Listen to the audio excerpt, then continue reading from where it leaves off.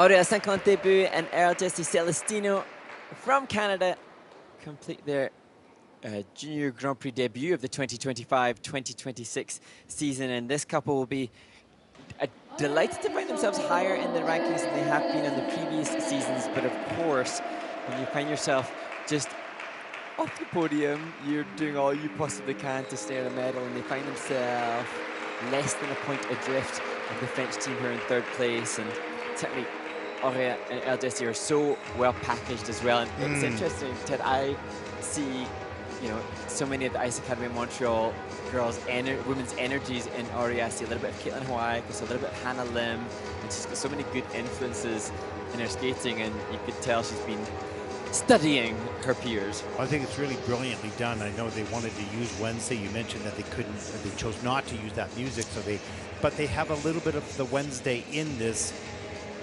theme. Yeah, it's got that kind of creepy Addams Family type of way, vibe, if you will. Yeah, and you can see exits and entries with facial expression befitting of what's necessary. Even little things like the touch of the way in which Aurea is holding her hands. She's not holding them elegantly or balletically. She's holding them with a tension in them that is appropriate to the music. As we see lots of ice coverage here within the step sequence. And into the rotational lift level 4, and they add almost a point in the grade of execution to that element, and that will be something that they're really keen to do, is to try to push more towards the +3s and even some +4s if they're going to be competitive for medals. As you see Benjamin Brisebois working the headography in the back of shot there, just living every step with the team that he's proud to be here with and responsible for. And we've seen choreographic slides very similar to that throughout the course of this event already, but Aurea and Earl Jesse and the team behind it just enhancing it, giving a little bit more, adding more intensity facially, as well as adding more movement to the back of it. So it requires a better grade of execution because of what they have done in the preparation for its performance.